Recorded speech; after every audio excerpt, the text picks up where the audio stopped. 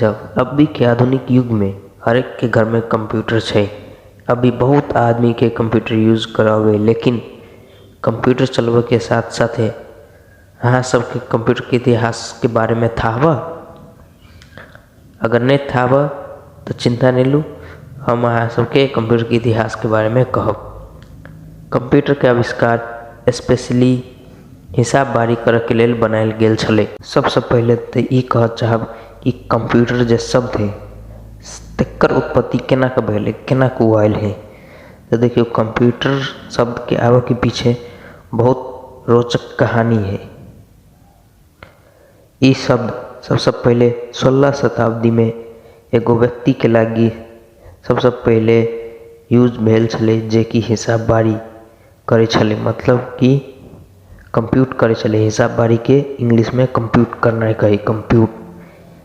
तकर बाद 19 शताब्दी के लास्ट पार्ट तक कंप्यूटर शब्द के एहन मशीन के लागी यूज करल जाए छले जे कि हिसाब बारी यानी कि कैलकुलेशन करे छले।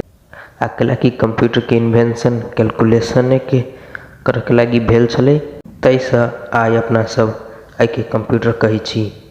बहुत पहले के आदमी सब हिसाब बारी करे के लागी लकड़ी के टुकड़ा, पत्थर, ईंट के टुकड़ा ई सब के यूज करे छले। तकर बाद मानव सभ्यता के जेना जेना विकास भेले तेनाहिते तेनाहिते बहुते यंत्र सब बनल गेले। हिसाब बारी करे के लेल चाइना में चाइनीज सब द्वारा सबसे पहले अबाकस नामक यंत्र बनले 4000 साल पहले। एहिमे काठ के रैक आ धातु के मोती सब यूज कयल गेल छले। अबाकस के मदद से जोड़, घटाव, गुना, भाग ई सब कह सके छले।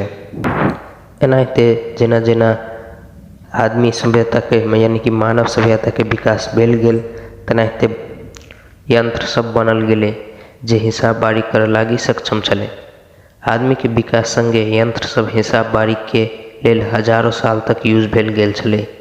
सबसे प्रथम अपरिचित यंत्र छले से है अबाकस, जेकर बारे में हम अहाँके अगाड़िए कही देने छी।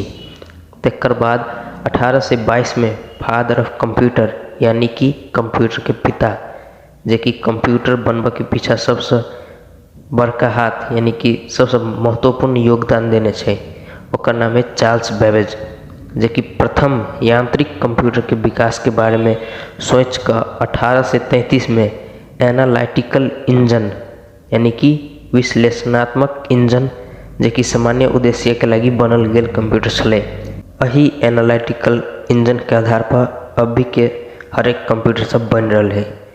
तकर बाद बहुते शताब्दी के बाद सबसे पहले विद्युतीय यानी कि इलेक्ट्रिकल कंप्यूटर, जे कि विद्युत पर चले है, जेकर नाम छले ENIAC, तैयार कल गेले।